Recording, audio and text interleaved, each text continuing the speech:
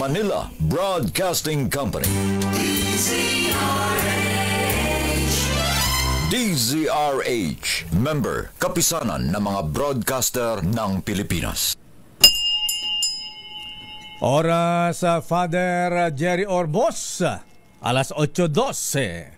Programang nakikinig, programang inaalam ang masasabi mo, programang magbibigay ng tama at totoo. Para tama ang alam mo, tara, usap tayo para malaman ang Damdaming Bayan. Live sa DZRH Radio, DZRH TV at DZRH Digital.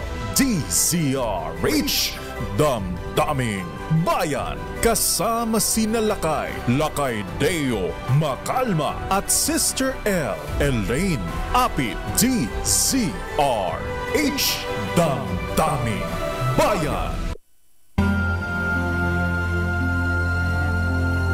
Isn't it rich? Wow. All Blue Eyes. Are we a pair? Kuya Frank.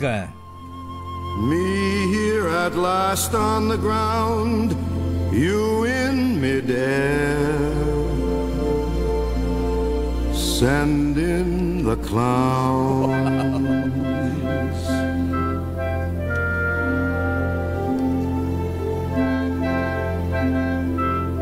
Isn't it bliss?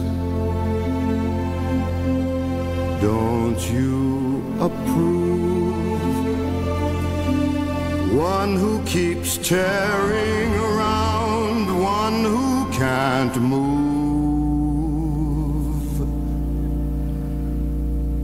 Where are the clowns? Eto na, parating na Kuya Frank dahil simula na ang kampanya ngayong araw ng Martes. Talaga naman ha. Ayan, Send in the Clowns. Opening Abay, siyempre po mahabigan sa kampanya ngayon kailangan medyo kwela ka para ikaw ay palakpakan ng audience. Ganyan po ang election po natin, mahabigan ha. Ayan. Sabi ng kantang Send in the Clowns. Ayan. If the show isn't going well, let us send the clowns. Ayan. It's a joke time.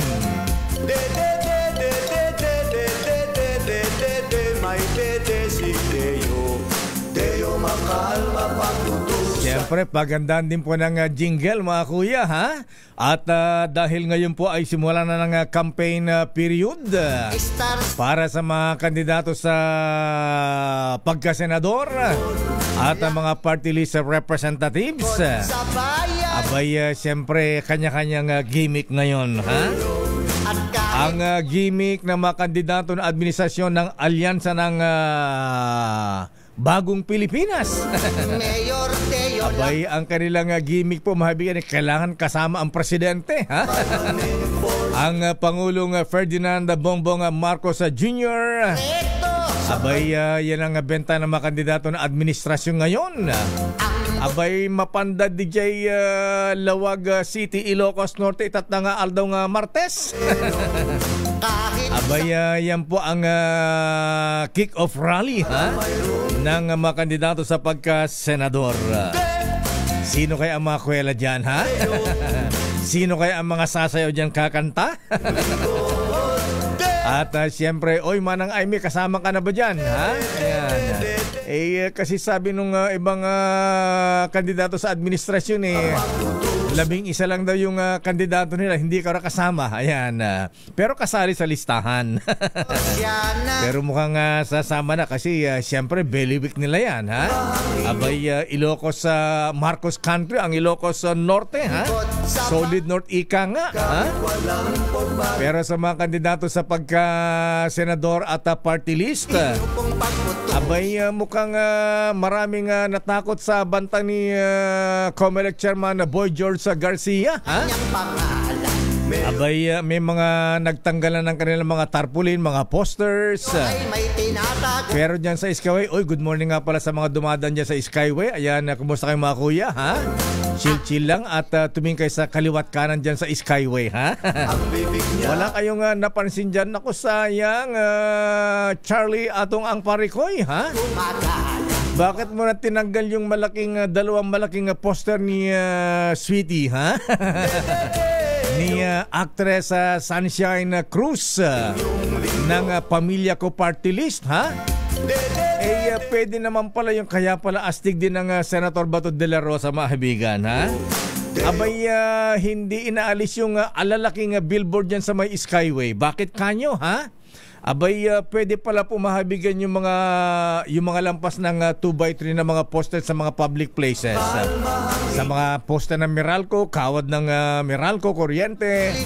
Hindi pwede, pero kahit kasing laki ng bahay na billboard dyan sa may EDSA, dyan sa may North-South Expressway, sa Skyway, pwede pala yun. Dahil yan daw po, ayan, maski sa mga bus, ayan. Nasundan ko rin yung poster, campaign material ni Congressman Erwin Tulfo tsaka ni Willie Revillame kanina, ha? Abay kong GP, kambal to ko ba kayo ni Willie Revillame, ha? Abay meron ding GP party list dun sa poster sa bus ni Willie Revillame. Pero dyan po sa Skyway, mga kuya, ha, para good morning sa mga natatraffic dyan sa may Skyway. Di ba napansin nyo na wala na yung magandang billboard ni Sunshine Cruz, ha? Ang lucky charm ni Atong Ang, ha? Ayan. At maging yung poster ni billboard ni Senator Bong Revilla, ha? Ayan, Senator Bong, ha? Pwede pala yan. Ayan. Dahil yan po ay may tuturing daw na private property, ayan, pwede. Kaya kahit kasing laki ng bahay yung billboard nyo dyan. Abay, pati Senator Gringo Unasan tsaka si Ate Guy, si Nora Honor, ha? Nawala bigla yung billboard nila dyan sa may Skyway. Pati si Senator Lito Lapid, ha? Abay, di ko na nakita yung billboard ni Senator Lito Lapid na ingat sa pag-uwi, may naghihintay sa inyo. Pero astig ang Senator Bato de la Rosa, andun pa rin, ha? Abay, maging si Kuyang Senator Ariel Querubin, andyan din yung poster niya, ha? Billboard. At siyempre, mas astig ito, kulay berde, ha? Ayan, ang poster, billboard ni Pastor Apollo Kibuloy at Congressman Marcoleta. Talaga naman, ha? Magandang umaga, Pilipinas. Ako po si Deo Makalma. Ayan, kumusta po kayo, ha? Sino kaya ang mga clown sa mga campaign sorties ngayon? Nasisimulan po dyan sa Lawag City, Ilocos Norte, ha? Naimbag nga bigata po Presidente Bonget. Ayan, adda ka dita Norte na po, ha? Ayan, yung mga kandidato natin sa pagkasendor, pakainin mo ng empanada, ha? Cornic. Ay, maayong buntag nga pala sa mga taga-Visayas. Ay, maayong buntag na imagabigat apo Kuyang second gentleman attorney man sa Carpio, ha? Mukhang ang ginagamit na strategy ngayon Berry, ha? Sa impeachment complaint laban kay ating Vice President Inday Sara Duterte Carpio ay yung ginawang strategy laban kay dating Chief Justice Renato Corona, di ba? FCJ Maidas Marquez, ay FCJ, good morning. Idol. Abay, bank account po ang unang tinitignan ngayon, ha? Kasi sa impeachment pala walang bank secrecy law dyan, ha? Wave pala ang bank secrecy pagka-impeachment case ang pinag-uusapan. Diyan po nadali ang ang delayed Chief Justice Renato Corona, yung pong kanyang mga bank account noon na hindi na ideklara sa kanyang SALN diyan po sa BPI, Bank of Philippine Islands. Daming bayan. Alamin na nga natin ang mga report. Unahin nga natin ang report mula sa Malacanang. Miss Let, ha? Ang Pangulong Marcos ba ang first family ba, ha? Andun na sa Ilocos, Slovakia, ha? Andun na ba, nagre-ready na ba sa kanilang kick-off rally mamayang hapon? Abay, saan ba dyan sa, ay nandun dito lawag ti kwa po, Gobernador Matthew Marcos Manotok, ha? Ay nandun ti pakasangayan ti kwa po, rally dagiti kandidato ti pagka-senador. Alamin natin ang report mula kay Let Narciso mula sa Malacanang. Nasa na ang hindi pa umaalis ang Pangulong Marcos. Bakit? Ha? Abay, meron daw po siyang guest of honor, mga kaibigan, ha? Meron daw siyang bisita ngayon, ha? Aba, Prime Minister, ha? Prime Minister ng Cambodia. Bisita ngayon ng Pangulong Marcos sa Palasyo ng Malacanang. Ano bang pag-uusapan, ha? Yung ba mga pogo sa Cambodia? Yung mga nag-alisan dito, ha? Alamin natin ang latest mula sa Malacanang. Aris 14, Let Narciso, please come in. Miss Let. Lakay, makikipagkita muna kay Pangulong Ferdinand Marcos Jr. sa Malacanang ngayong umaga si Cambodian Prime Minister Hun Manet bilang bahagi ng kanyang official visit sa Pilipinas. Magkakaroon ng bilateral meeting ang dalawang leader para pag-usapan ng kooperasyon sa iba't ibang larangan. Kabilang dito ang may kinalaman sa kalakalan, depensa, turismo, pagsugpo sa transnational crimes at regional at multilateral cooperation. Pagkatapos ng pulong ay haharap ang Pangulo at si Hun Manet sa media para sa kanilang joint press statement kung saan ipipresenta rin ang lalagdaang mga kasunduan sa pagitan ng Pilipinas at Cambodia. Naghanda rin ang palasyo ng espesyal na salo-salo para sa Cambodian leader at kanyang First Lady Chan Moni. Mamayang hapon, Lakay, lilipad naman si Pangulong Marcos patungo dito sa Ilocos Norte para samahan ang mga kandidato ng Administration Coalition sa pag-uumpisa ng kanilang kampanya. Gaganapin ang proclamation rally ng Alyansa para sa Bagong Pilipinas sa Ilocos Norte Centennial Arena dito sa Lawag. Lakay? Teka muna ate, saan ka ba talaga? Nasa Lawag ka ba o nasa Malacanang pa? nasa Lawag na ako. Aba, na kumakain ka na ng empanada dyan, ha? Tsaka bagnet, tsaka puki-puki, ha? Hindi pa nga, Lakay, kasi gabi na kami dumating kagabi. Pero marami pang tao sa plaza. Mukhang fiesta ba dito ngayon, Lakay? Pamulinawin? Nga pala, teka muna, February ngayon ang Oo, parang February. Ang fiesta yata diyan, teka muna, January nga ba o February ang fiesta sa Lawag? February, Lakay, parang month long yung celebration. Ganun kagabi ba? na maraming tao doon sa plaza. Kaya pala diyan isinagawa ang kick-off rally ng Alyansa ng Bagong Pilipinas ngayon.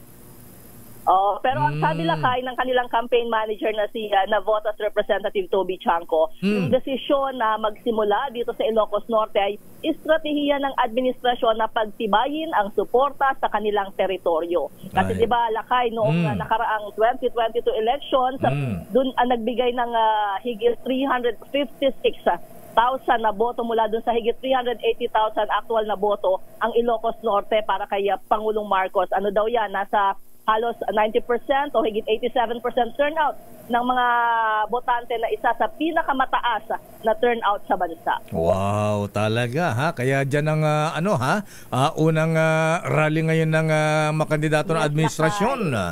Ayan. Ang kanilang kick-off. Ano ba ang pangako ni Apo Gobernador Matthew Marcos Manotok? 12-0 ba?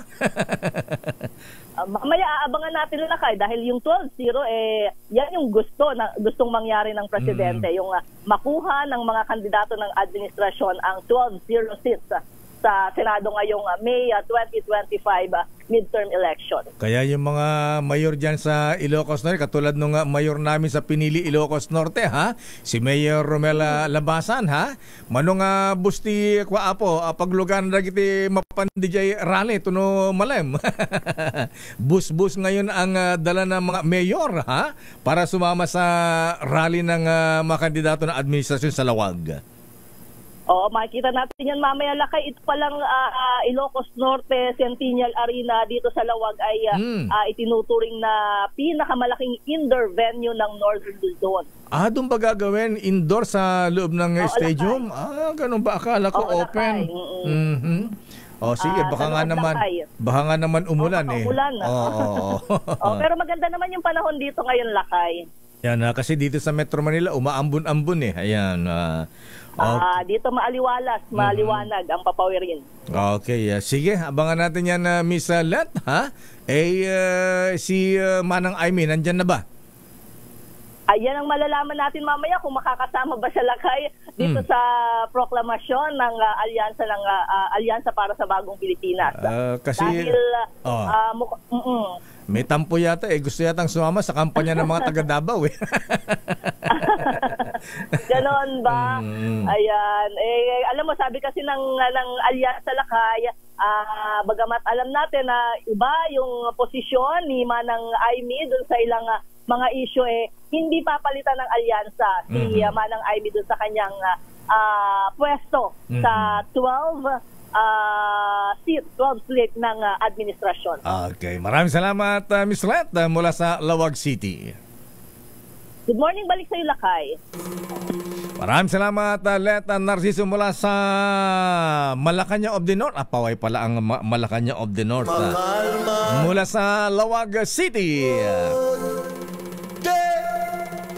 Samantala, alamin nga muna natin ang report mula kay Edniel Parosa, ang Palawan, ha? Aba, naka-high alert. Bakit naka-high alert ang Palawan, Edniel, ha? Dahil ba binaha? Naku, dahil palang binabaha ngayon, ha? Dapat itong puntahan ng mga politiko, mga kandidato. Yun dyan sa may Palawan, Mindoro, abay maging sa Tacloban, ha? Mr. Speaker, ha? Abay Tacloban, may mga binaha dyang lugar, at maging sa Samar, ha? Maging sa Sorsogon at Masbate, ha? Abay SP Cheese. Pero ang Palawan, Basilan, naka-high alert daw sa posibleng pagbagsak ng Chinese, ha? Anong Chinese? Chinese rocket debris ngayong araw. Aba, nagpalipad ba sila ng rocket, Edniel, at dyan babagsak, ha? Abay, ba't hindi sa North Korea bumagsak yan? Babagsak yan. Ba't dito sa atin? Alamin nga natin gaano ba kalaki yan? Anong malalaking mga debris ba yan? Malaki ba yung rocket na pinalipad ng China? Ari sa number 52, Edniel Parosa. Please come in, Edniel. Lakay, inilagay sa high alert sa mga lalawigan ng Palawan at Basilan dahil sa inaasahang pagkahulog ng rocket debris ng China sa nabanggit na mga lugar ngayong araw. Abiso ng Office of Civil Defense ngayong umagang ito ng Martes, kasadong i-launch ang Long March 8A rocket ng China sa may bahagi ng Hainan sa pagitan ng alas 9:22 ngayong umaga hanggang 10:16 in the morning.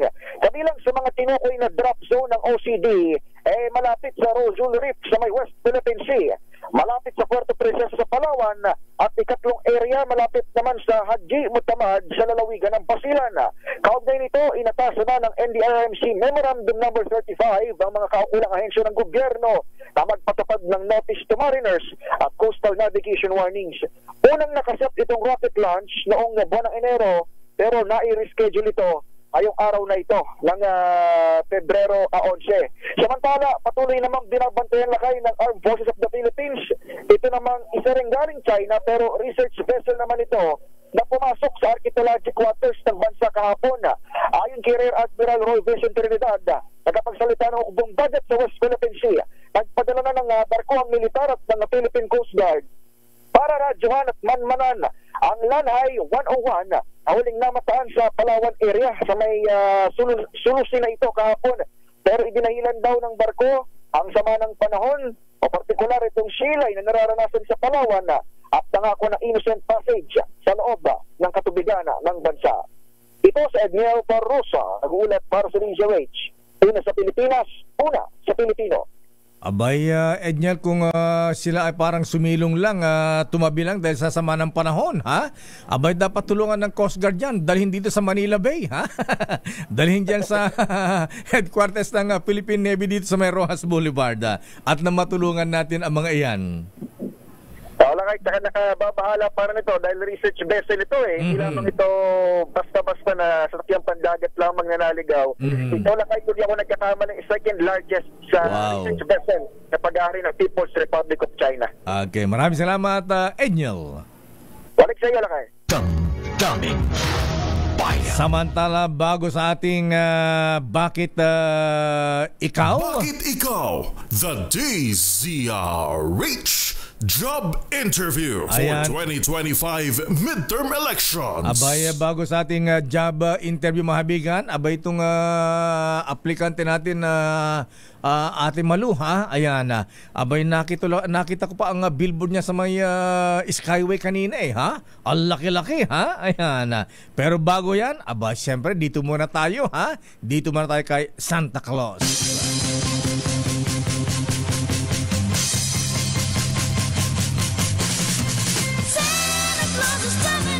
Unahan natin ang mga kandidato na mamumudmud ng pera. Yan yung maraming pera. Ha? Abay, dito sa DZRH, kahit wala pa kaming kandidato rito, ay meron pala. Ako nga pala ang kandidato rito. Ha? Tuloy po ang pamimigay na aginaldo sa ating bagong lakas. Bagong aginaldo, bagong tikoy, bagong ampaw. Ninong Sherwin mula sa Quezon City. Ito na ang ating winner sa DZRH Bagong Taon, Bagong Lakas Promo. Siyempre, let's give love ngayong araw ng Tuesday. Ninong Sherwin, sino ang bibigyan mo na aginaldo ngayon? Sino ang bibigyan mo na ampaw dyan sa may Barangay Kaunlaran ba? Ganda ng pangalan, ha? Sana maundad at ang mga residente dyan. Barangay Kaunlaran, Quezon City. Ninong Sherwin, sino ang bibigyan mo ng ampaw ng aginaldo ngayon? Lakay, good morning. Dito kanina sa pag-ikot natin sa Barangay Kaunlaran dito sa Cubao. Abe, maunlad nga. Maganda apartment. Oo, Lakay. Tignan mo, maganda yung mga apartment dito. Yung lugar dito, kabuuan itong Arayat. Kung familiar ka sa likod ng Cubao, EDSA. Ito yung Arayat. bahagi ng Arayat sa Barangay Kaunlaran, Lakay.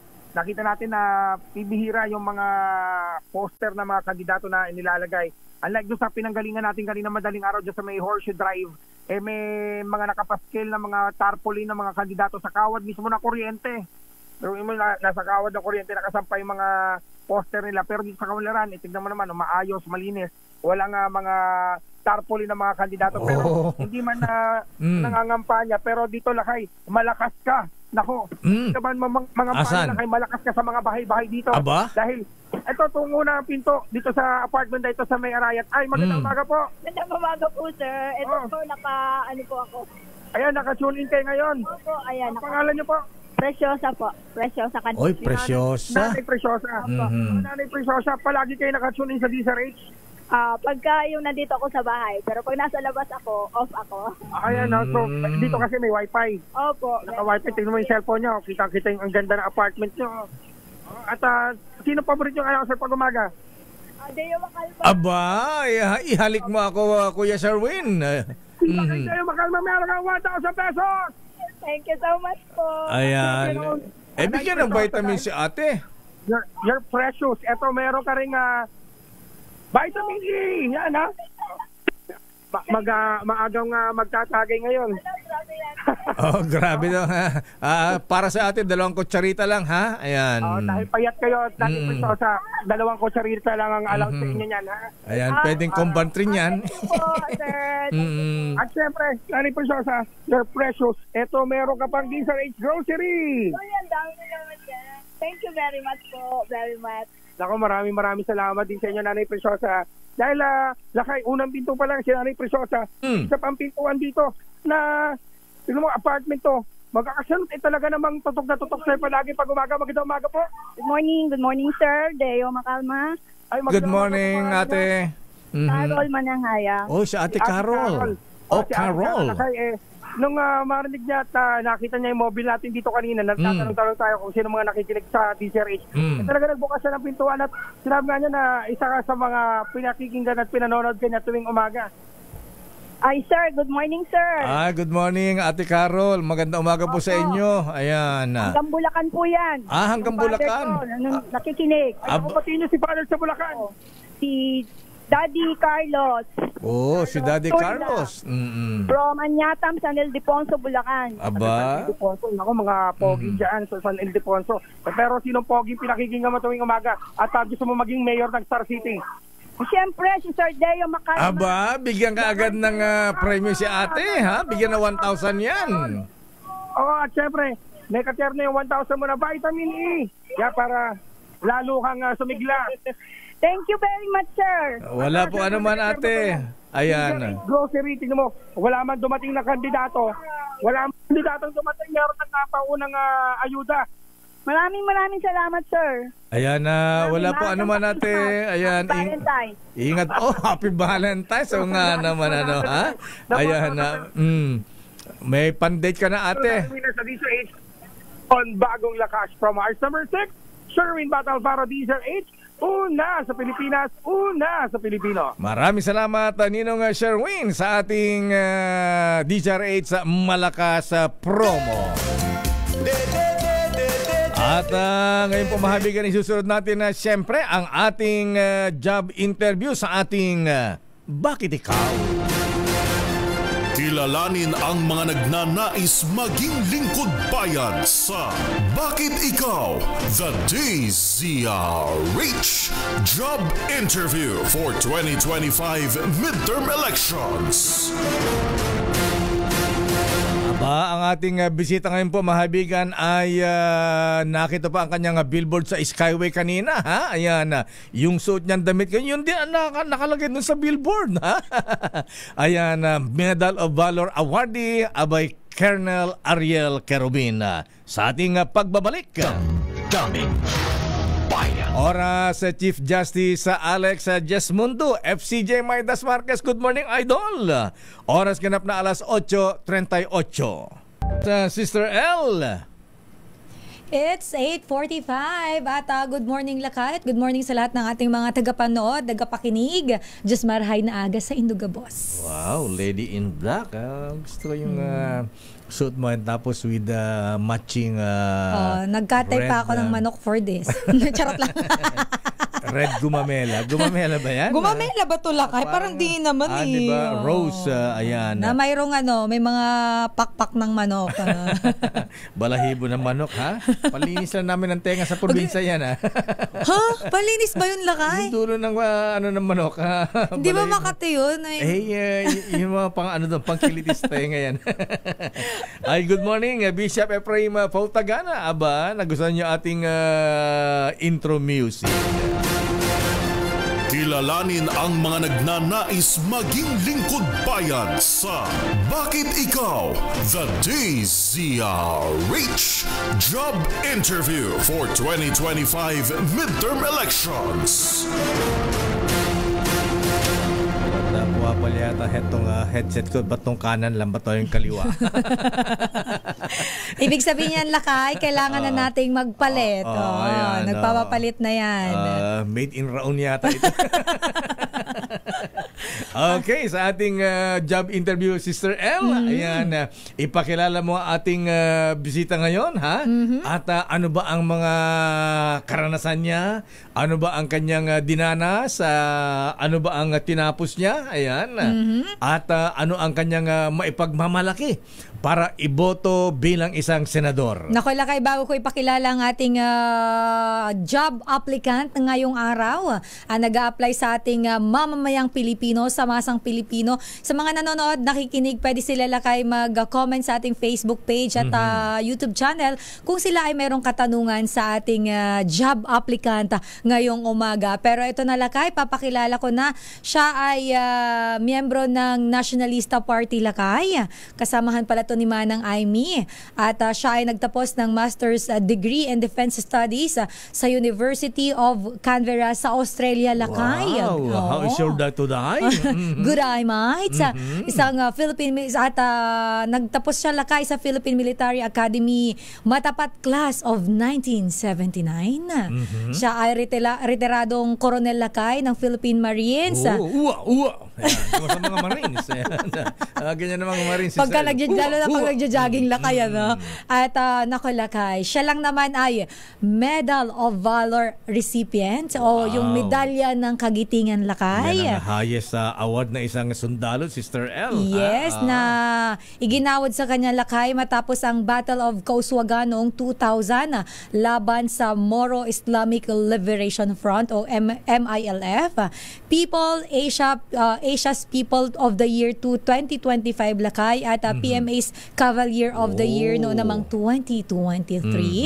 Most ano ba ito lakay? Bemedaled Filipino Military Soldier sa kasaysayan ng Pilipinas lakay. Kasama na dyan yung Medal of Valor, Distinguished Conduct Star, Distinguished Service Star, Gold Cross at Military Merit Medal lakay. Abay, napakadami naman ito lakay. Parang bukas pa ako matatapos. Ganun ba? Ayan. Parang ano to lakay? Pinagpepenitensya mo na ba ako? Hindi, tutulungan kita ha. Tinutulungan mo na nga ako lakay. Nako, ito kaya medyo controversial itong bisita natin ngayon, Sister L. Alam mo kung bakit? Bakit? Abay, nakasama sa Bloodiest 1989 coup attempt. Ayan. Nako. Kinover natin, nasa Makati Pang Parang Station alam ko may mga alaala ka sa ganito Makasaysayan yan ang pinaka unang special coverage ng mga may mga live bullets na lumilipad, Sister L. Ayan. Naalala ko yung mga kwento mo rito Ayan. Lumahok sa ouster laban sa administrasyon ng dating Pangulong Cory Aquino at co-founder ng Young Officers Union. Ayan, ito yung mga idealist na mga military officers noong araw. Ayan. At siya ay binigyan din ng Medal of Valor dahil sa panguna sa operasyong militar laban sa MILF sa Lanao del Norte. Anyway, pakilala natin ang ating bisita ngayon. Wala pong iba mahabigan, Medal of Valor awardee Colonel Merciful Ariel Kerubin. Good morning, Kuyang Colonel, sir. Good morning, Colonel. Good morning, Kuyang Deo and Sister L. At magandang umaga rin sa lahat ng mga taga-subaybay ng napakaganda niyong programa. Ayan. Anyway, diretsa na tayo, Colonel Ariel Kerubin. Ayan. O nga pala, nakita ko yung billboard mo kanina sa Skyway. Nandiyan pa rin, ha? Pero huwag kang mag-alala, huwag mo nang tanggalin kasi ang sabi ng COMELEC, yung pala mga naglalakang billboard na nakalagay sa mga private establishment. Ayan. Aba, hindi pala covered ng ban sa poster, ha? Yes, Kaya pala andun din si Bato. Ayan. Yun lakay ay Pastor Kibuloy at Marcoleta nandun pa rin pero inalis yung billboard ni ni Senator Lito Lapid tsaka Senator Bong Revilla at saka tinanggal ba lakay? At saka yung lucky charm ni Atong Ang, si Sunshine Cruz. Ikaw talaga. Kaya ka pala muntik pa malate kanina. Siguro kakatingin mo ng mga billboard. Siyempre, tinitignan ko siya. Ano ba mga billboard na nawala rito? Natakot doon sa banta. Di nila alam, ha? Pero Supreme Court ruling pala yun. Yes, yung mga billboard na ganyan, basta nasa private property po ang poster, mahabigan. Kahit kasing laki ng bahay, ayan, hindi po bawal yan. Hindi po ground for disqualification. Pero Colonel Ariel Kerubin, ayan, sa pagiging sundalo at ngayon ay kayo po ay nasa corporate world ngayon, bakit nais mong maging senador? Alam ho ninyo, ikwento ko muna kung anong karanasan ko, Naranasan ko nang tumira sa Jolo, Basilan, Tawi-Tawi. Zamboanga del Norte, Zamboanga del Sur, Lanao del Norte, Lanao del Sur, Palawan, Southern Palawan, Bicol, Camarines Sur, Camarines Norte, Central Luzon, dyan sa Bataan, Zambales. Ano ho ba anong dahilan at nandito tayo sa mga lugar na to? Bakit? Dahil nga sa napakalakas ng insurgency. Dulot ng kahirapan. Kahirapan at korupsyon. May nabago ba? So tama yung sabi nyo, nasa corporate tayo. I cannot take it sitting down, na ganun pa rin ang nangyari. Nung panahon na naandito ako sa mga lugar na to, meron bang naandun pa rin yung kahirapan, naandyan pa rin yung korupsyon, na laganap na korupsyon. So sabi ko, nung binigyan ako ng manifesto nung July 8 ng more or less 2,000 no, na signatories, 25 of whom were chiefs of staff, chief PNP, Coast Guard commandants. Ang sabi nung pinaka-spokesman nila na si Lieutenant General Aurelio, Ariel, we stand united with you to fight corruption, uplift the living conditions of the poor, and protect our sovereignty. We see in you somebody who can unite the Filipino people. We know na nasa comfort zone ka. So, I just hope na you will consider itong challenge namin. And if you look at those who signed that manifesto, some of them are incumbent public servants and they belong to different political parties. So this is now unity beyond politics. So ang sagot ko sa kanya, sir, yun pong hamon ninyo na iwanan ko yung comfort zone ko. Hindi ho ba nyo nakita yung pinagdaanan ko rin?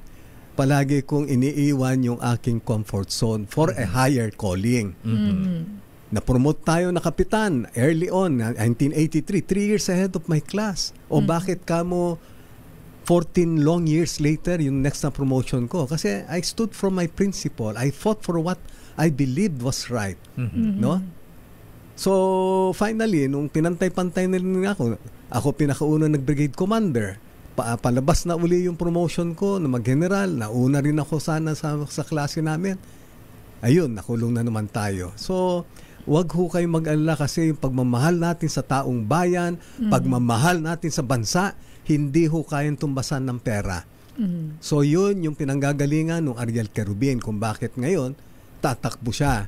Kasi ang nakita natin, kulang tayo ngayon ng matapang na mambabatas na kaya talagang habulin lahat kahit sino, no? At walang takot na isulong yung kapakanan ng taong bayan. Yan po yung Ariel Querubin. Ayan, sa inyong military career, Colonel Ariel Querubin, ayan, kayo po ay isa sa mga nanguna sa coup attempt para pataliskin ang dating Pangulong Cory Aquino. Ano ba naging issue?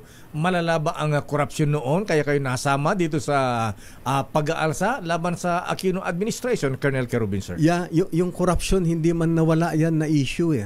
Korupsyon at yung perceived ba na gobyerno nung time na yan. Kasi kung pansinin ninyo, after na ma-release sila Joma Sison, lahat, panandalian lang na ilagay lahat sa mga posisyon sa kabinete, yung mga tingin namin, mga left-leaning. Ako, I have witnessed ba some of my men being treacherously killed by the CPP and PA. So, at that time, may nangyari sa Indonesia kung saan yung mga generals nila ron pinagpapatay ng Communist Party sa Indonesia noon, di ba? Tinapon nila doon sa balon ng isang Air Force base. Kaya nakita ninyo nag-launch ng military operation si General Suharto and then he became the president. Yun ang binibigay sa amin na pinapanood. So we were as a young officer na ganun yung nakikita mo na we have to really take action kasi otherwise baka mangyari yung ganun din, no? Corruption pa rin ang dahilan. But isipin mo that 1989 it really brought me bitter lessons, no? You know what happened, di ba? Yung soldiers fighting each other, the animosity that was created from that took many years to heal. So ako namatay ako, no? I was clinically dead, brought to the morgue of the Quirino Labor Hospital, and then nagising tayo sa AFP Medical Center na I was really according to them my pupils were dilated, no? So meaning patay tayo. Ang swerte lang, God is so good. He gave me a new lease on life. But yun yung dahilan ba na ngayon, iba na yung may misyon ka pa sa buhay, kaya hindi ka pa kinuha ni Lord. Maaring ganon. Hindi pa tapos. Kasi sabi ko nga, ilang ulit tayo, muntik mamatay. Yung mga katabi natin, ang tinatamaan ng bala, they took the bullet, no? Intended for me. So, maari siguro, maaring yung iba masasabi nila, may anting-anting ka ba, Ariel? Sabi ko, wala akong anting-anting, nananalig lang ako sa mahal natin na Panginoon. Kasi baka naman meron pa siyang gustong pagawa sa atin. No? Colonel Carabin, sir, bilang kayo po ay retired military officer, alam naman po natin, katulad ng nabanggit niyo po, bilang kayo po, handa po kayo, hindi naman po natin may kakaila na kung yung pagmamahal niyo po para sa Pilipinas ay hindi po yun questionable.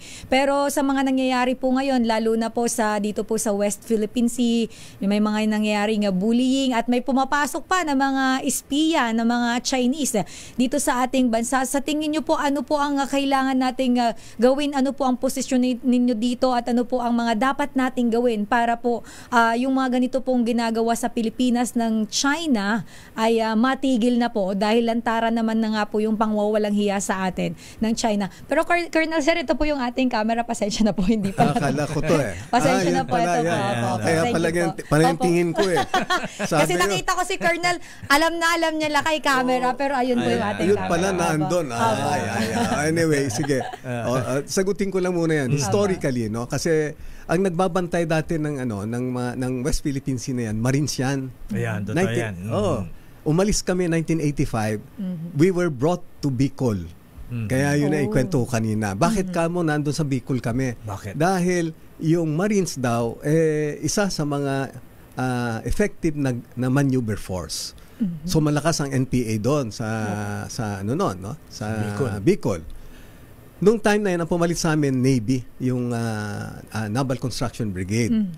So, bumalik tayo dyan sa Palawan. I became a battalion, I became intelligence officer, operations officer ng Western Command. Kung naging rin tayo, naging battalion commander na tayo. In 1999, we were, may enkwentro yung mga tauhan ko. CPP-NPA yung napaengkwentro nila sa Southern Palawan, sa Quezon. Naka-recover ng laptop computer. Yung laptop computer, hindi namin nabuksan, pinadala sa Manila, and then pagbalik sa amin, nakalagay doon na very alarming na strategic plans of the CPP-NPA. Strengthen foothold along the shorelines. At that time, yung Mischief Reef na yan was already occupied by China. So, ibig lang sabihin nito, yung Mischief Reef na yan is a very, very ideal transshipment point for firearms, for drugs, illegal drugs, and even smuggled goods. Kasi we know for a fact na some of the members of the PLA are scalawags. So, balik tayo ngayon sa assessment ko na ginamit ito ni then Senate President Enrile sa isang privilege speech niya. Ang sabi ko, ang assessment ko at that time was, yung CPP-NPA Mao-oriented, Mao-inspired yan. So China yan.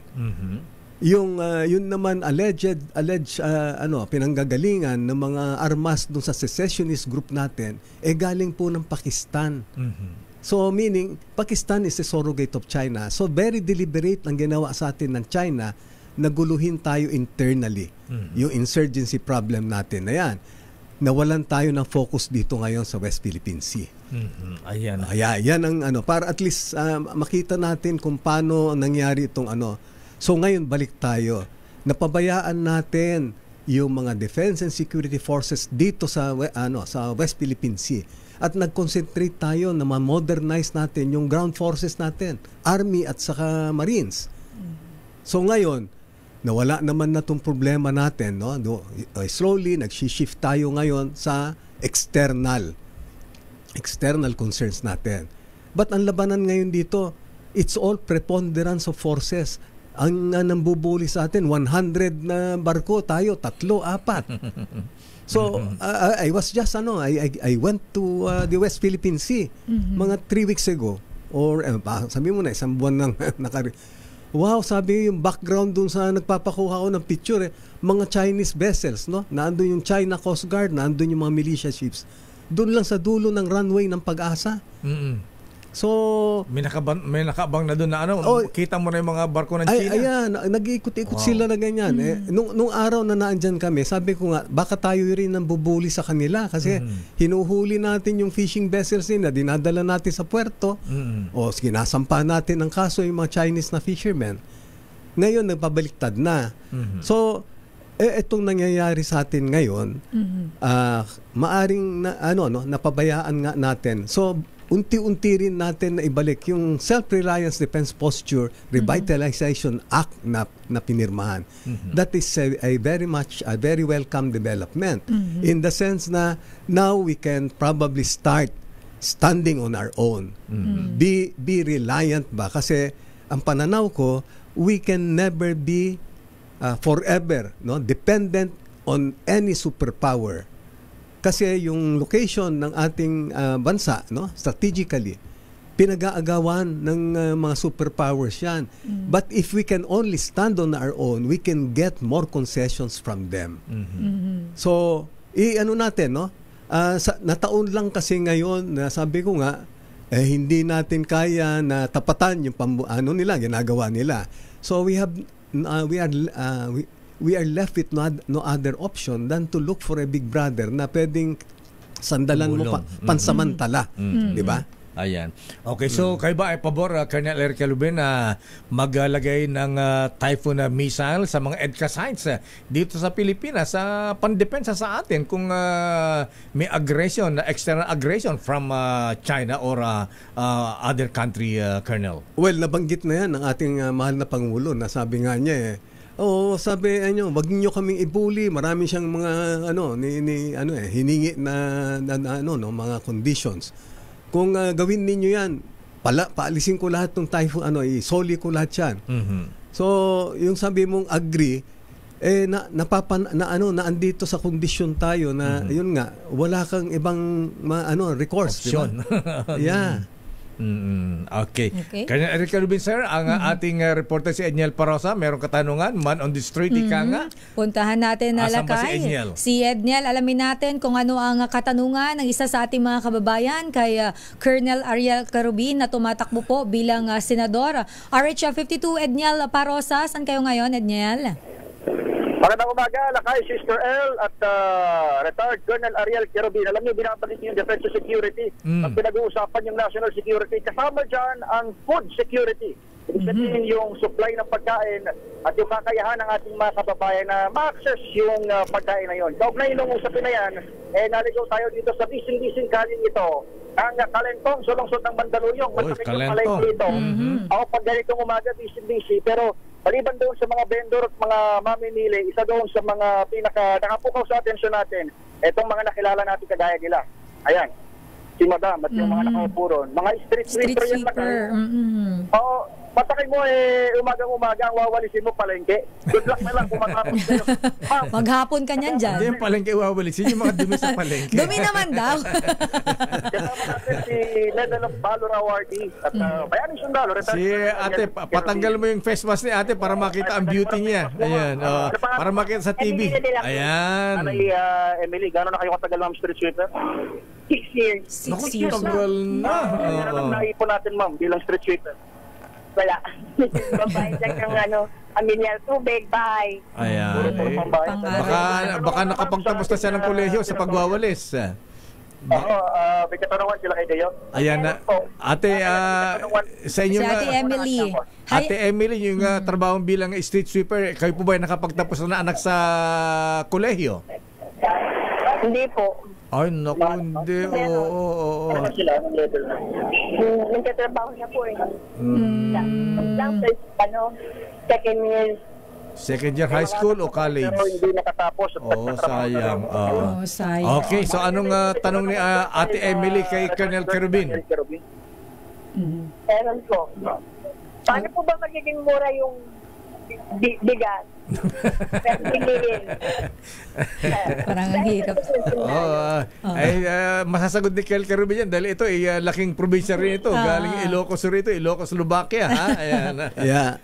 Ate Emily, isa ho yan sa ating sinusulong ngayon. Sabi ko nga, plataforma ko yung B, yung bet ko, kung sabihin natin yung B is busog na tiyan, kasama na dyan yung food security kung sa bahay bet ko. Bet ko, balak natin kasi na kung pala rin tayo, magpasabatas tayo na lahat ng mga nakatiwangwang na mga military reservation, no, gamitin natin para taniman uli, no, taniman natin ng agricultural products na yan. Magtayo tayo ng piggery, poultry, even gawin natin grazing land, no, kasi ang problema natin ngayon kaya nagtataasan dito, no, even ng bigas na yan, yung kakulangan ng supply, no. Kaya yun ang balak natin, no, at gagawin natin, magtatayo tayo dahil since wala naman ng kalaban ngayon, magtatayo tayo ng mga community support center sa mga kampo kung saan hikayatin ng ating mga kasundaluhan na yung mga kababayan natin magtanim ng bigas ba o whatever na gusto nilang itanim diyan, no? At yung kikitahin diyan may ano pa sila, may trabaho, may sapat na kikitahin. Pagdating naman sa bigas, no, dahil na nagmamahalan ng bigas, alam natin kasi na yung mas mahal yung mas mura na nga actually ngayon yung inaangkat natin ng mga bigas. So kawawa naman itong mga local farmers natin kasi mahal nga yung produkto na yan, no? So ang niyan para naman matulungan yung mga farmers natin kasi yung mga government agencies nga natin dapat ang unahin nilang pagbilhan itong mga local farmers natin, ito nagtitinda ng mga bigas natin na And para mapamura natin ng husto yung bigas na yan, habulin natin yung mga hoarders, smugglers kasi yan yung yan yung talagang nagpapataas ng presyo. At kailangan lang natin isang matapang na sendor na gaya ni Ariel Querubin kasi hahabulin niya, walang takot yan, nahabulin yan yung mga smugglers na yan, no? Mga hoarders na yan. Kasi ang nakikita natin ngayon, mag-iimbestiga sila, no? May smugglers, hoarders na may imbestiga. Ang tanong, may nakulong na ba? Wala pa rin. Yeah, so yan ang no? Para seryoso tayo, mapababa yung presyo ng bigas. Habulin natin to, no? Habulin natin itong mga tao na to na nagpapahirap sa taong bayan. Okay. Ate Emily. Ayan. Baka may additional question ka. Baka may follow-up ka o reaksyon doon sa sagot ni Colonel Querubin. Wala po. Ayan. Edniel. Ang grado ng ating kandidato. Edniel. Pasado po. Pasado daw, Lakay. Edniel, dahil wala si Sherwin Alfaro dyan, ayan na si ate para ganang magwalis, ha? Baka di pa nakabili ng bigas dyan. Bigyan mo na ng pambili ng bigas si ate. Aba naman. Ayan. Galing kay Lakayan. Yung laman ng wallet mo, magkano ba lang ng wallet mo? Bigyan mo ng 500 si ate. Ayan. Lakay, nakita mo naman naka-uniform pa ng Metro agent na. Ito ng City of Mandaluyong. City of Mandaluyong. Kaila Abalos. Baka sabihin ni Mayor Abalos, si Pabanting. Pakawalan ko na. Maraming salamat sa inyo. Live pa rin mula rito sa Palengke ng Kalentong. Ito si Edniel Barrosa, nag-uulat para sa DZRH. Una sa Pilipinas, una sa Pilipino. Bakit ikaw? The DZRH Job Interview for 2025 Midterm Elections. Balikan natin si Colonel Ariel Querubin. Ayan, may binabanggit siyang bet ko kanina. Ayan, ito bang bet ko? Ito ba ang plataforma mo, advocacy mo, Colonel Ariel Querubin? Ano ba itong bet ko talaga? Ayan. Yes, totoo yan, no? Bet ko. Yung B, it stands for busog na tiyan. Walang gutom. Yeah, food security. Yung naman, edukasyon. Ayan. Dekalidad na edukasyon sa kabataan. No? Naku, yung anak ni Ate Emily, hindi nakatapos ng college. Second year college. Education security. Pagdating naman doon sa T, trabaho at sapat na kita. No? So, job security. Ayan. And yung pinaka-importante, ano yung corruption, lalabanan natin. Yung corruption na yan, kasi sabi nga very consistent tayo na nagpapakulong nga tayo dahil lalabanan natin yung corruption, di ba? So, lalabanan natin yung corruption. Kaso nabanggit mo nga kanina, Colonel Querubin, sir, hanggang ngayon wala Actually, lagi namin to nila kayo nababanggit. Asa na ang mga smuggler at hoarders na akala namin ay may makukulong na pero hanggang ngayon ay wala pa rin. Ilang administrasyon na ang nakalipas. Ayan, wala Cory Aquino. Wala na sa sample lang eh. FBR, Estrada, Arroyo, Aquino, Duterte. At, pa nakukulong na na mga dapat kasi na economic sabotage, yung mga profiteers, mga big fish, hoarders, smugglers, ayan. Pagka ang Ariel Querubin ba nasa Senado, makasiguro tayo na may mga parusahan ng mga nagsasamantala sa bayan, masasampulan. Well, ang nakikita natin kasi pag yung mga nag-iimbestiga, pag nabangga nila malaking tao, nawawalan na sila ng tapang. So, ang kailangan natin sa Senado ngayon, yung Ariel Querubin na wala siyang sinasanto, di ba? Malala ninyo, kahit kaibigan nga niya. So, ano yan, no? Nandun pa rin yung ating sabi ko nga, all of this ba? Ang laban natin kasi hindi laban ng taong bayan. Hindi laban ng Ariel Querubin yan. Laban ng taong bayan yan. No? So, makakaasa sila sa atin na paghahabulin natin yung mga lintik na yan. No? Ayan, last question para sa akin, Sister El, pero basahin ko lang itong text ng isang listener natin. Sige, Lakay. Abay, good AM, Lakay, Sister El. Paki-extend our regards and full support to Senator Colonel Ariel Querubin. Valor Awardee. Ayan, from Strong Laang Kawal ng Pilipinas sa family. Ayan, Colonel Larry Cruzana, Special Forces. Kami ay susuporta sa kanya. Full support. Yeah, maraming salamat. Colonel Larry Cruzana. Ayan. Pero ito, Colonel, ayan, naalala ko ito si Colonel Cruzana, listener natin ito. Alam mo kung di ko makakalimutan ito, nung kinover ko ang 1989 ko attend dyan sa Campo Aguinaldo, ito yung nasa government side, Colonel. Ayan, nasa government side. Sila ang nasa Logcom. Ayan, nagbabantay dun sa Logcom, ha?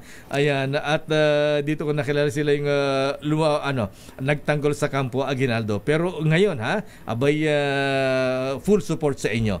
Ang tanong ko, Senator Colonel Ariel Querubin, anong batas ang balak mo isulong kapag ikaw ay na-elect bilang isang senador? Well, umpisa natin doon sa bet ko na yan. So mga batas ba na patungkol sa ganito, kung kampo na yan kunwari, na mga military reservation na nakatiwangwang. So yan ang una natin na magpasa ng batas ba para makagamit tayo. Hindi man natin kailangan totally na gamitin lahat kasi kailangan din nila yan para sa mga pension later, pension nila, di ba? Yun patungkol din sa dekalidad na edukasyon. Magsusulong tayo ng batas na lahat ng mga panganay sa pamilya scholar kasi alam natin na ito yung tinatakbuhan ng mga kapatid niya o ng mga magulang pag may mga pangangailangan sila. Ang dami nating scholars. Bakit kamo hindi na lang unahin din mga panganay, di ba?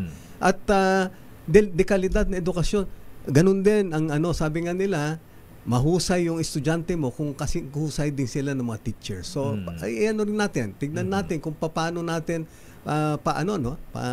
paakyatin yung dekalidad na edukasyon diyan. Yung T naman is trabaho at sapat na kita. Alam natin na yung mga ayuda is panandalian lang na solusyon yan. Kailangan pa rin natin na mag-isip ba ng mga trabaho. So, yan ang uunahin natin na Pagdating naman sa korupsyon, alam natin na magsasabatas tayo na sa lahat sana ng transaksyon ng gobyerno automated, may transparency. Makikita natin na gaya sa customs, ang tagal na gusto natin na ma-automate ba lahat yung transaction dyan. Bakit gusto pa rin nila na may human intervention? So, yan yung mga isusulong natin na mga batas. No? Siguro sa akin din Lakay, ihabol ko lang to kasi pero matagal na tong napag-uusapan yung ROTC, Colonel Carobin sir, sa tingin niyo po ba kailangan to at makatutulong ba ito sa atin, lalo na po alam naman natin na marami po tayo mga issue pagdating po sa national security dito sa ating bansa. Yeah, ang palagi ko sinasabi tungkol dito, Sister El, when push comes to shove, maasahan natin itong ROTC na to kasi nung nasa serbisyo tayo ang modernization ng armed forces noon was we should have a lean and mean a regular force but a robust reserve force, meaning kailangan natin na malakas na reserve force. So ito yung magiging core, yung ROTC. Kung ang ayaw nila kasi nung nagtataka kami lahat ba nung tinanggal yan, gusto nila, ang reason daw, may hazing ba, I don't know kung anong mga no? Gusto nilang patayin yung daga, sinunog nila yung bahay. No? So, ibalik natin yung ROTC. Kung ayaw nila na puro military yan, palitan natin yung program of instruction, di ba? Gawin natin na meron din disaster response o disaster relief operations o whatever na gusto natin na hindi lang puro military. Kasi ang importante dito sa ROTC, yung training natin sa discipline and leadership. Na hindi man natin siguro makuha lahat yan sa regular force later on. But definitely they will be able to ito yung asset nila. So even in the corporate world, naandyan yung kanilang experience, yung kanilang leadership, yung discipline na yan. Yan ang importante. Okay. Carmen, isa pong issue rito ngayon, ha? Ang impeachment laban kay Vice President Sara Duterte Carpio. Sinasabi po nila na may aligasyon ng corruption sa paggamit ng confidential at intelligence fund at meron pang issue dun sa threat sa Pangulong Marcos, First Lady and House Speaker. Ayan. Ano ang paano niyo sa impeachment laban kay Vice President Sara, Colonel Carobin, sir? Ang sa akin kasi, kung ako dumaan kasi sa proseso. Maalala mo, kung 2 beses tayong nakulong, 2 beses din tayong binigyan ng amnesty. So, I went through that process. So, bakit kung meron talagang kaso na meron sila, meron naman dyan yung DOJ, naandyan yung Korte. Ombudsman, yung Sandigan Bayan, naandyan pa yung COA na yan, na pwede naman isampa kasi ang impeachment naman na exercise is a political exercise that I perceive to be very divisive. Nakita natin yung nangyari noon kay Justice Puno. Justice Justice Corona pala, sa correction. Okay, Justice Corona. Ano ba nangyari? What lessons have we learned from that? Di ba? Naghati-hati tayo. So sa atin, let's put yung stability ba and always unity. Reconciliation. Kaya sabi ko nga walang nangyayari sa atin kasi we keep on fighting each other. So we can never be pinagdaanan mo na yan. Yeah. Kaya nga sabi ko, I have seen and felt a lot of sufferings while out there in the field fighting all the armed groups in the Philippines. And while being jailed twice, given amnesty twice, being brought to the morgue clinically dead, fighting for what I believed was right. So why can't we all sit down, settle all our differences, let's talk, and end all these armed struggles for us to move on, because if we remain fighting each other, we will never progress. That was meant for the armed groups. Nung nagbangayan na itong dalawa na ito, yun din na panawagan ko na wow, ang dami natin dapat na magkakaisa tayo para tignan na problema. Problema sa West Philippine Sea, problema dito sa corruption na yan, problema sa poverty, unemployment, ang dami. So yan dapat pinag-uukulan natin ng pansin na nagkakaisa dapat tayo. Sabi ni John Lennon, give peace a chance. Lakay, siguro ihabol natin tong isa sa mga katanungan ng ating viewers sa YouTube, all the way from Florida, USA, Lakay. Si Roy Aleja, ang kanyang katanungan kay Colonel Carobin, in case you get elected as senator, are you open for federalism? Alam nyo, yung federalism kasi it was just used ba last time na vehicle nung tumatakbo. Pero sa akin, ang pananaw ko, hanggat hindi natin nakikita itong hindi pa natin na-address ba yung mga warlords, for example. Ang hirap ba na mag-ano tayo, lilipat tayo sa federalism? Kasi makikita rin natin na nandyan pa rin to, yung, kung sino yung mga mayayaman, sino yung mga warlords, nandyan pa rin sila. Colonel, ayan, meron pa? Okay na lakay. Anyway, Colonel Ariel Carubin, sir, maraming salamat po at mensahe sa ating mga kababayan. At bakit po ikaw? Bakit kayo? Alam mo, sabi ko, yung Ariel Carubin, meron kayong bayani sa Senado. No? Pagka nahalal yan, meron kayong maaasahan na matapang, no? na lalaban para sa kapanganan ninyo. Yan yung Ariel Carubin. Hindi marunong mangupit, no?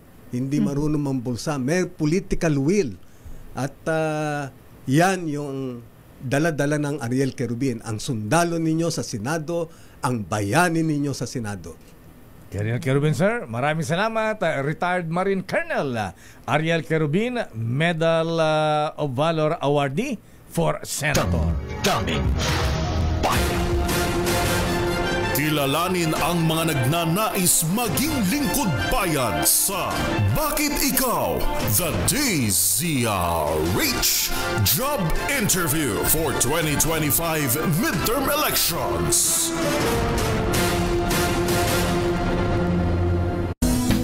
Sa Sister L. It's 9:30. Ano po mga kuya, mga ateng? Meron na ba kayo nakareding listahan na maibubuto yung senador? May kodigo na ba? May kodigo na ba hindi kayo? Hindi naman bawal yung kodigo lakay eh. Hindi bawal. Actually, ini-encourage nga para kapag bumoboto ka na, isulat mo na para tuloy-tuloy ka lang. Hinihingi kung ano ka mo, Dong? Sandali lamang nga, Dong. Hindi yan. Eto muna tayo, Mr. President, ha? Abay, kumusta na ang kampanya kaya dating Pangulong Digong bilang mayoralty candidate sa Davao City, ha? Abay, kumusta kaya ang laban nila ni dating Secretary Carlo Nograles. Ano? Flash Report. Flash Report! Sumuko na ba? Eto laka Sinong yung sumurrender? Etong dating PNP General at isa sa mga akusado sa 6.7 billion pesos na drug haul noong 2022. Bumalik na daw dito lakay sa Pilipinas at sumuko sa PNP CIDG. Ang detalye. Sino sa dalawang generals kung yan? sino doon lakay, alamin natin sa report ni RH 52 Edniel Parosa. Edniel. Kinumpirma lakay at Sister L ng Philippine National Police na sumuko na sa CIDG si dating PNP Deputy Chief for Operations, ex-retired Lieutenant General Benjamin Santos. Kaninang alas 5 ng madaling araw nang lumapag sa NAIA Terminal 1 itong si Santos para nga magpakita sa CIDG matapos lumipad sa bansa bago pa man lumabas yung warrant of arrest para doon sa kanilang umano'y involvement sa 2022 billion peso drug haul. Pero ang pinakahuling impormasyon mula sa Campo Crame, lakay at Sister L, ay agad ding nakapaglagak ng piyansa. Itong si retired General Santos sapagkat hindi siya kasama doon sa higit 20 pulis na akusado naman sa non-bailable na case of planting of evidence. Ang kanyang kinasasangkutang kaso ay patungkol lamang doon sa bungling o yung delay ng kaso kaugnay nga ng controversial na drug haul. Mamaya haharap si CIDG Chief Police Brigadier General Nick Torres sa media para mag-update kaugnay nitong kaso. So, Edniel, higit 20 polis. Isang general yung hahanapin. Si General Domingo ba yung isa?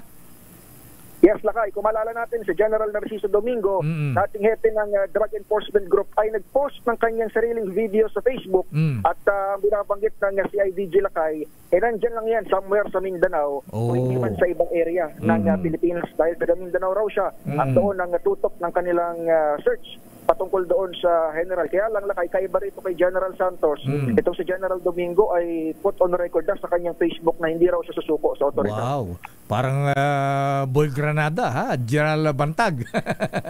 Hindi pa rin mahuli-huli. Correct lakay. Doon naman si General Bantag, I understand ang kumpiyansa ang CIDG na. Narito lang din niya sa Pilipinas si dating Bucor Chief Bantag. Kaya lang ang problema naman lakay kay dating Bucor DG Bantag lakay. Kung wala na rin siyang cellphone at hindi na matrace Yun ang challenge ngayon sa hanay ng PNP. Puro people tray na lang ang kanilang gamit para maamoy si dating Bucor Chief Bantag. Balik sa inyo na kaya, sister. Maraming salamat, Edniel Parrosa. Flash Report. Flash Report! Siguro baka naubusan siya ng dollar sa Amerika. Naubusan man ang pondo, Lakay. Mahal ang palitan ng dollar ngayon. Sandali lamang, Raymond at Paas, Milky Rigunan, Boy Gonzales, Giselle Ricafort, Edwin Duque at Miss Sofia Loren Gans sa ating Your Business is Our Business. Pero alam po niyo mga kuya, mga ateng, lalo sa mga bumabiyahe dyan, lalo sa mga commuters natin, naku po, kumusta po kayo, ha? Alam po niyo mga kuya, itong pagko-commute, pag matagal kang nakaupo kaya nakatayo sa biyahe, ay naku talaga, ramdam mo ang sakit sa balikat, ha? Ayan, at pagka rush hour, naku, aray talaga sa likod at sa tuhod. Matik na po yan. Nasana na kasi tayong uminom ng ibang gamot na hindi naman nagtatagal yung dalang ginhawa. Kaya pabalik-balik pa rin po ang pain, mga kuyang, mga ateng, mga lolo, mga lola, ha?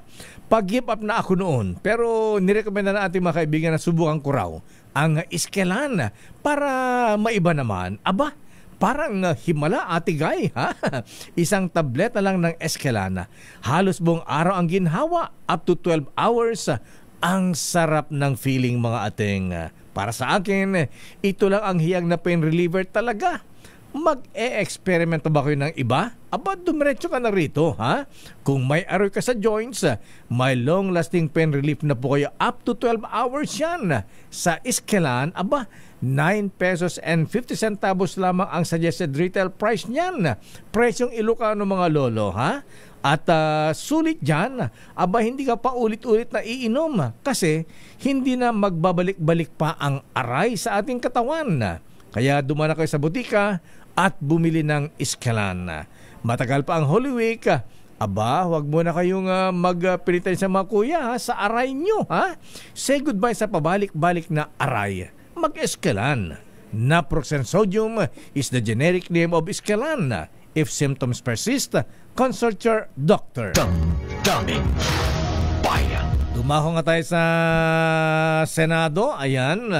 Aba, mga COMELEC insiders na itinalaga bilang commissioners, aprobado sa liderato ng Senado. Ng Senado. Aba, kasi itong pumalit kay Commissioner Inting, Socorro Inting. Abay, ito pala ay head ng Law Department yata ng COMELEC. Abay, siyempre, Batang Boy George yan.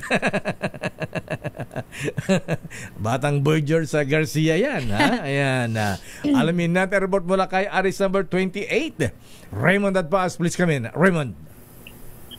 Mayor at Elaine, nagpahayag ng suporta ang liderato ng Senado sa pagtatalaga ni Pangulong Bongbong Marcos ng mga tinatawag na mga insiders bilang mga bagong commissioners ng Commission on Election. Ito'y kasunod ng appointment ni Maria Norina Tangaro Kasingal at Noli Raffol Pipo bilang mga bagong commissioners kapalit ng mga nagretinong sina Commissioners Socorro Inting at Marlon Casquejo. Itong si Attorney Tangaro Kasingal ay mula sa COMELEC Law Department habang si Pipo ay Provincial Election Officer ng lalawigan ng Ilocos Norte.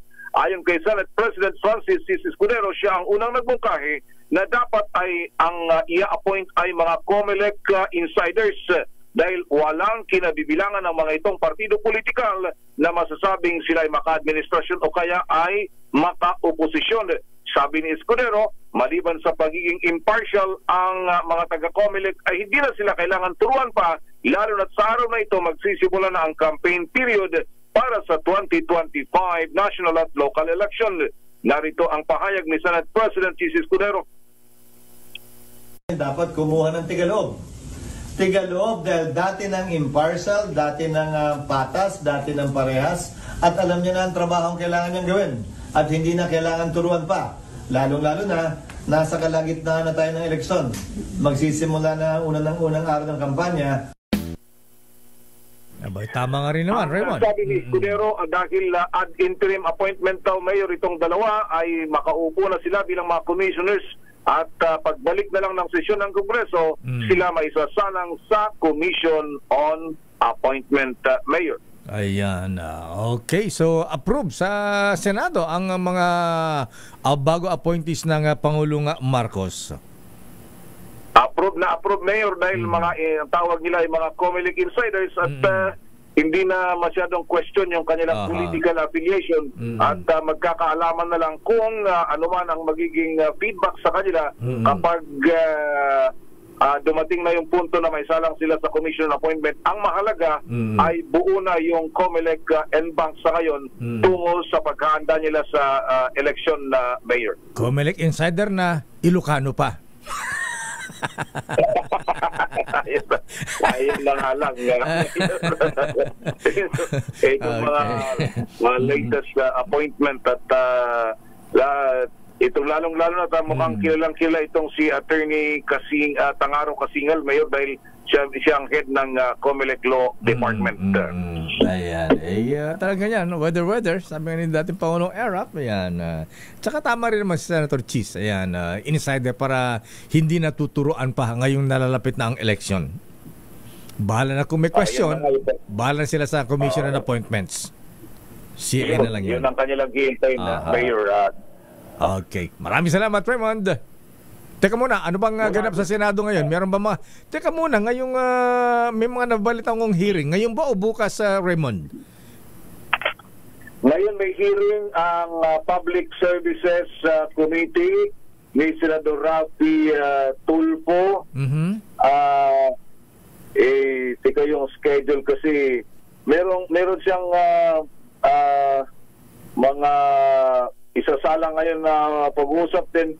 Merong halos araw-araw meron kaming hearing, Mayor, kahit na naka-break ang sesyon dahil in-approve naman nila yung resolution nila na itong ang pag-uusapan ngayon ay yung tungkol sa mga electric cooperatives.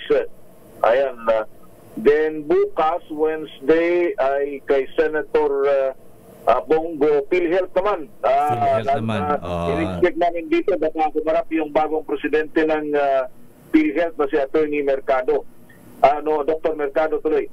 Sa Huwebes ay gains and amusement kay Senator Mark Villar na medyo tahimik lang pero mag-hearing siya tungkol sa Pogo. Yung total ban sa Pogo. Yung kanyang hearing naman sa araw ng Huwebes, Mayor. Okay, maraming salamat, Raymond. Mula sa Senado, ito si RH Contate, Raymond Advance para sa DZRH, una sa Pilipinas. Daming Bayan. Maraming salamat, Raymond. Mula sa Senado, dumako tayo sa Kamara. Ano ang latest sa impeachment, Sister El? Ito, Lakay, ang hiling ng prosecution na disqualification dapat daw resolbahin ng Senado kahit magbitiw si Vice President Sara Duterte Carpio bago pa mahatulan. Ang detalye balita mo, RH12, Milky Rigunan. Mana Milky. Sister El at Lakay, kung sakaling magbitiw si Vice President Sara Duterte Carpio bago pa man mahatulan sa impeachment trial, dapat resolbahin pa rin ng Senate Impeachment Court ang hiling ng prosecution na siya ay patawan ng perpetual disqualification sa paghawak ng posisyon sa gobyerno. Ayon kay Manila Representative Joel Chua, miyembro ng House Prosecution Team, dapat magpasya ang Senate Impeachment Tribunal sa kanilang prayer na pagbawalan si VP Sara na humawak sa anumang pampublikong posisyon. Ipiniliwanag ni Chua ng impeachment complaint ay may dalawang pangunahing parusa, ang pagtanggal sa posisyon at disqualification mula sa paghawak sa alinmang posisyon sa gobyerno. Ang kay Chua, kung ang senaryo ay mag-resign si VP Sara, dapat resolbahin ang isa pang penalty ng impeachment na disqualification to hold any position. Dagdag pa ni Chua, Lakay, ang resignation ay resolba lamang sa pagpapatalsik pero dapat resolbahin din ang hiling ng prosecution na disqualification. Anyang impeachment ay isang hakbang para kailangan siyang maalis sa pwesto para siya ay makasuhan. Sa panig naman ni Tingog, Party List Representative Jude Asidre, ang Senado ay may constitutional mandate na ituloy ang paglilitis kahit pa umabot sa pagre-resign ng vice-presidente. Ako si New Craig. Pero manang Milky, ha? Milky, yes, merong dalawang school of thought dyan sa isyong yan. Pagka nag-resign ang Vice President Sara, before pa na masimulan ang impeachment trial, absuelto na siya. Kung halimbawa, siyempre pagka na-convict, guilty, perpetual disqualification to hold public office. Kung magre-resign daw siya, hindi maho-convict at pwedeng tumakbo pa sa susunod na eleksyon. Ang tanong dito, Manang Milky, sabi nila ituloy pa rin yung trial. Kasi may mga karanasan na tayo dyan. Naalala mo si Merceditas Gutierrez. Di ba? Inimpeach din siya, pero bago pa masimula yung impeachment trial, nag-resign. Hindi na itinuloy ang makaso laban sa kanya. Paano yung mga ganyang issue? Totoo yan, Sister El at Lakay, ito yung nakikitang senaryo nga ng prosecution team. Kaya ang prayer nila, ang tawag doon prayer, yung hiling nila sa Senado naman, sisilbing impeachment court, ay resolbahin yung dalawang issue. Una, patalsikin siya, which is via impeachment. At pangalawa, ay magdesisyon doon sa kanilang prayer na i-disqualify sa perpetual disqualification, Lakay, Sister El. Ibig sabihin, hindi na siya makakatakbo sa anumang posisyon sa gobyerno kahit na daw sa level ng barangay, Lakay. Kasi nga yun ang nakikita nila na baka daw magbitiw sa pwesto para hindi na siya ma-convict or ma-disqualify. Kasi okay lang daw siguro na baka siya mapatalsik sa pwesto, pero hindi siya makakasuhan. Meron mga dalawang dyan, Lakay. Siguro ika nga na pwedeng idulog sa Supreme Court. Totoo yan, Lakay. Maraming school of thoughts ang pag marami kang abogadong kausap. Kaya ang gusto dito ng prosecution team, resolbahin ng Senado. Una, impeachment para mapatalsik siya sa pwesto. At pangalawa, ang new perpetual disqualification para hindi na siya makahawak ng anumang posisyon sa gobyerno. Oo nga pala. Raymond, assignment mo ngayon, tanong mo kay, sa mga senador, ha? Lalo kay Senate President Chis Escudero na isang abogado. Ayan na. Malalaman natin yan. Okay. Maraming salamat. Pero narinig ko kasi, Lakay, dagdag ko lang, Lakay at Sister Ella, narinig ko sa panig naman ng Senado kasi na sila ay tatayo yung impeachment court. Kaya pagdating sa usapin ni VP Sara, ayaw na muna nilang mag-comment hanggang sila ay makonvene bilang isang impeachment court. Narinig ko rin si Senator SP Chis. Sabi niya kung hindi rin sisipot ang Presidente, Vice President sa hearing, okay lang. Karapatan niya yan, sabi niya. Oo. Ako, abangan natin. Mga exciting, Lakay, sa June 2. Mga Lakay at Sister L, ako si Neil Craig na nagulat para sa DCRH. Una sa Pilipinas, una sa Pilipinas. Maraming salamat, Manang Milky Rigunan. Standby sa ating mga report sa Boy Gonzales, Lacuna Dumagoso Versosa. Standby Giselle Ricafort, Edwin Duque at Miss Sofia Gans sa ating Your Business is Our Business. Pero batiin mo natin si RS number 45, Reynadar. Wala bang paalmusal si Reynadar? Birthday ba nila? Wala ba? Happy birthday. Meron ba? Ayan. Ang paramdam Friday pa. Friday pa. Okay. So, ibig sabihin, walang almusal ngayon? Meron. Darating ba siya ngayon? Tagal naman. Sa Friday pa. Friday pa. Paano yun kung gutom na kami ngayon? Diba? Ito. Idadayat ba namin hanggang Friday? Ito magpapakain yung kasama rin nating reporter. Ayan. Sino yan, Lakay? Reporter na gardener pa. Ayan. Sino? Si Mer Lyson. Ayan. Magsasakang reporter. Magsasakang reporter Mer Lyson. Happy birthday, pare ko. Galing-galing mo talaga. Happy birthday. Ayan. Sabay pala kayo ni Reynadar at JR Cabral. Ayan. Buhay pa. Pero mag-blow out na siya ngayon. Talaga ba? Eto idol natin ito, Sister L. Para sa lahat ng mga taga Channel 5 na nakamonitor sa atin, TV5, ayan. Abay, wag niyong kakalimutan, birthday ni Lord. Ayan. The word of the Lord. Word of the Lord, pare ko, Abay, Lord, alam ba tayong emperador dyan? Ayan. Papayro na emperador yan, Happy birthday, pare ko, Kay Kuyang Herbert. Birthday pa rin Kuyang Herbert ngayon, Hindi po bautista. Ayan. Kuyang Herbert Machenso. Kuyang Herbert, binabati ka ni Popoy Taruk, Alaba tayo dyan. At happy birthday din kay Kuya Hermi Sanchez, Kuyang Ferdinand Gaite. Kuya Ferdi. At Ivy Bernardo Tulfo, ha? Ayan. At happy birthday din kay, eto, ha? Babahan ng Mickey ngayon. Kuyang Mayor Jojo Miro ng San Pablo, Isabela. Aba, naragsak nga pa nagkasay mo, Kuyang Mayor Jojo Miro, ha? Binabati ni Kuya Freddy Martinez at mga brethren sa Tumawini Masonic Lodge, number 25. Happy birthday din kay Orlando Macusi ng Sudipen, La Union, mula kay Raymond Paas, at kay Kagawad Lourdes Corpus ng Paway, Ilocos Norte. Ay, Apo Kagawad Lourdes, ha? Naragsak ka pa nagkasangay. Pagbati mula kay Vice Mayor Ferdy Ignacio. Ayan, standby. Edwin Duque, ilang bodega ng bigas sa Bulacan sinalakay ng NBI. Yan po ay sa ating pagbabalik. Pero Lakay, shout out ko ang nakatutok sa atin ngayon. Sino? Ang nanonood sa TV. Sino? Si Rex Cayano. Ayan, ng Antipolo. Kumusta ang mga manok natin dyan ka, Rex? Napatuka mo na ba? Nakapag-exercise na ba? Hindi, nagte-text na sa akin to pagkat tinatalo na si Ato ang sabong Ayan, kumusta ka na, pare ko? Good morning. At kumusta si Sunshine? Ayan. Ang lucky charm ni Charlie Atong ang sa mga sabungan. Ayan, sabi natin mabubit na sabungero tuwing nananalo si Atong ang sa sabong pa doon si Sunshine. Kiss, mwa. Ang dami kong video na panood na ganun lang. Parang mga 3 yata. Ganun ba? Si Sunshine o si Gretchen? Si Shine. Si Sunshine. Ayan. Ganun din si Gretchen nun ha? Talaga lang. Asa na si Gretchen? Ikaw napaka mo. Ba't mo ba hinahanap? Alam mo, mga bubit kasi natin pero bakit pinalitan ni Atong si Gretchen kay Sunshine? Sabi na, maganda raw kay Sunshine, Cesar Montano, pare ko. Mabait daw, tsaka hindi bilmo ko.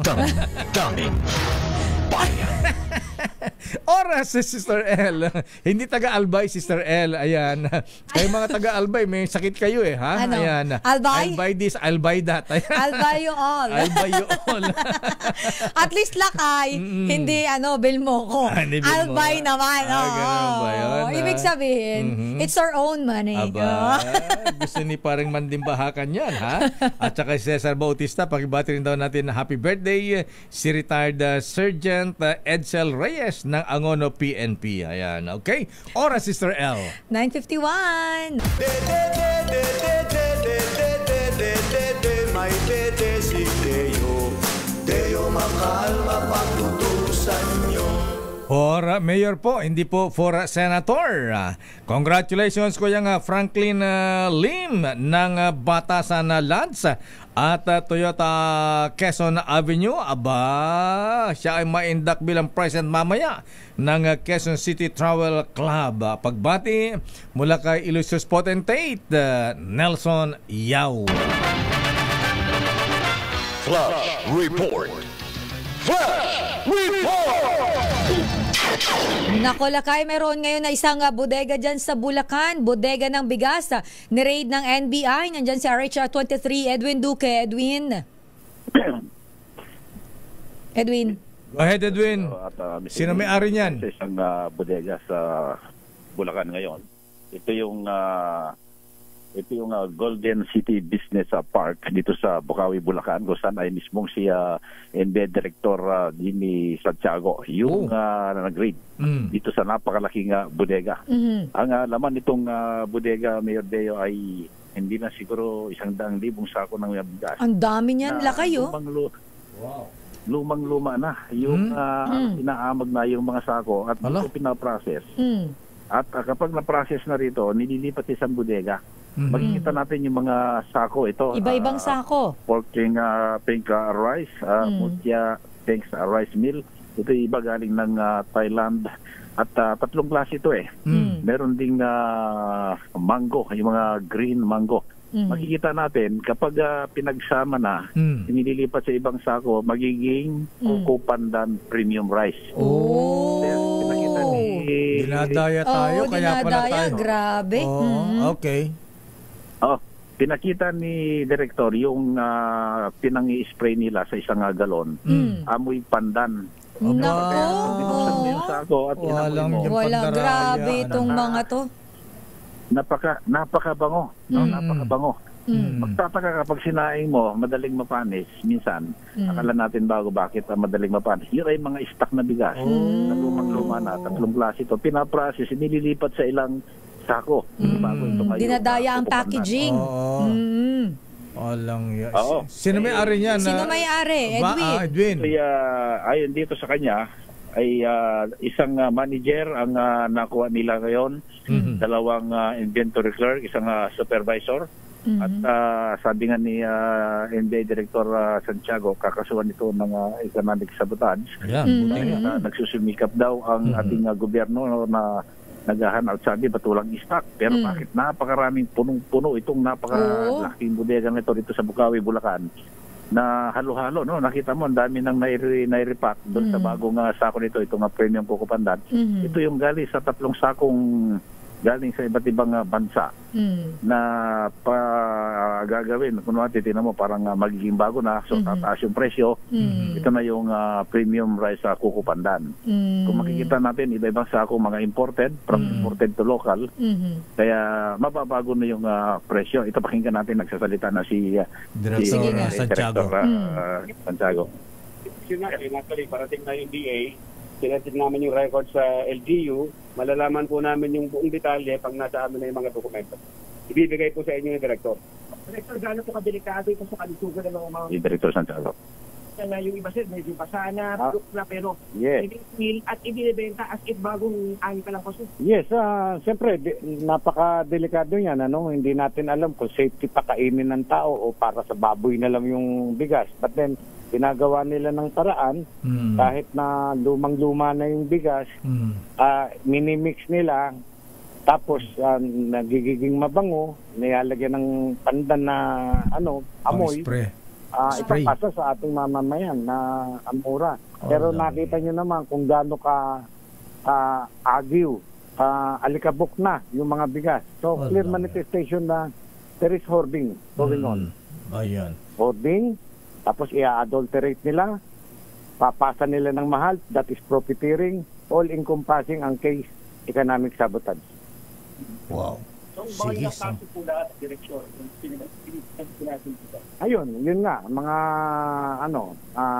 4, hoarding, adulterating, profiteering,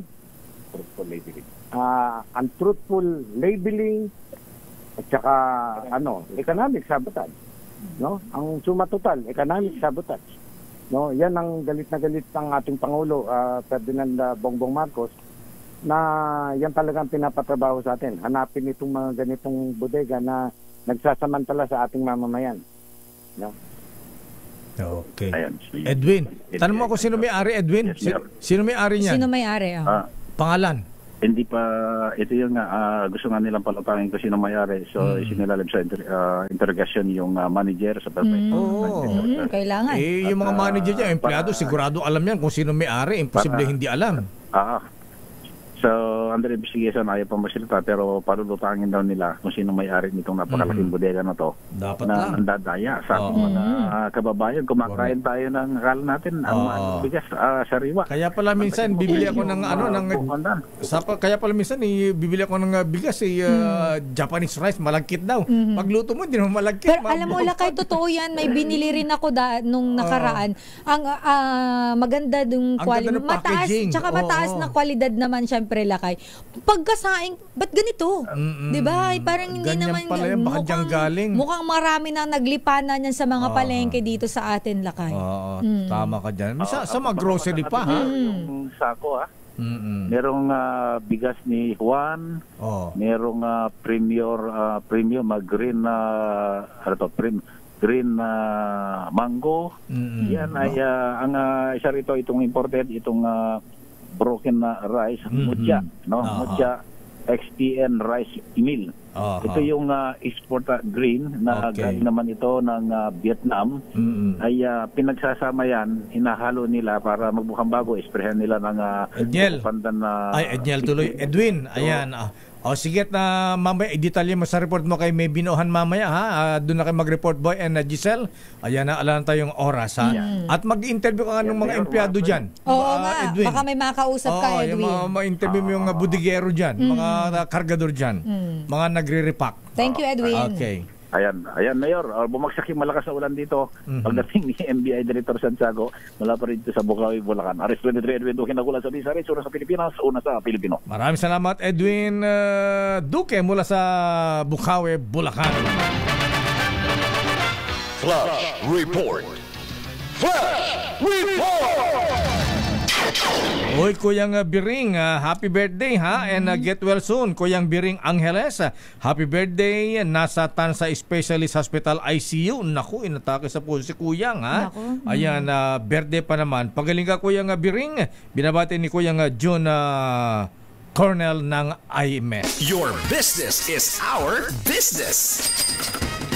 Ihabol natin ang report mula kay Miss Sofia. Sa ating balitang negosyo lakay, Globe, Got Time, Sanib Puwersa, laban sa scammers lakay. Alamin natin ang buong detalye mula kay Miss Sofia Gans. Sofia. Nilagdaan ng Globe at GoTime ang data sharing agreement na naglalayong maiwasan ang digital scams at iba pang financial cybercrimes. Sa pahayag ng Globe, sinabi nito na magbabahagi ang telco giant ng impormasyon sa GoTime tungkol sa mga mobile numbers na posibleng ginagamit ng mga scammers. Kabilang dito ang kanilang pangalan, address at iba pang contact details.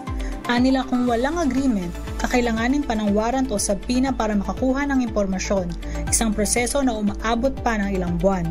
Isinagawa ang agreement matapos himukin ng Bangko Sentral ng Pilipinas at National Privacy Commission ng mga financial institutions at mga telco na magtulungan labanan ng mga scam at iba pang panloloko. Samantala nagsara ang palitan ng piso kontra dolyar kahapon sa halagang 58.095 pesos kada US dollar. At iyan ang ating balita sa mundo ng negosyo. Your business is our business. Ito si Sofia Gans para sa DZRH, una sa Pilipinas, una sa Pilipino. The road is long. Maraming salamat, Miss Sofia Lorena Gans sa ating Your Business is Our Business. Good morning ko yung Congressman Attorney Byong Garing. Oy, shout out attorney. Nakita ko yung mga poster niya yun. Napadaan ako lakay nung linggo ng gabi sa Muntinlupa. Yes, ko yung Alex Flores, ko yung Lito Villarosa. Good morning. Cesar Bautista at kay Dr. Well Aguila ha. Napaputris siya. Ayan, putris eh. Buko pandan ang bigas ko. Baka peke ito. Nako, amoy-amoy at kainin nyo na po ng hilaw. Baka ma-double check sakali natin yung mga ganyan lakay. Ay lang yan. Dahil manluloko talaga. Pero congratulations sa NBI. Sana mas marami pa tayong mahuli at may mga maparusahan. Mabuhay ka, Director Jimmy Santiago ha. In fairness, ang sipag-sipag ng mamang ito. Iba talaga. Ako po si Deo Macalma. Sister Elaine Api, stay safe everyone. God bless po. Operasyon Tulong susunod na. Wonder Woman, Miss May Binauhan. Bye-bye.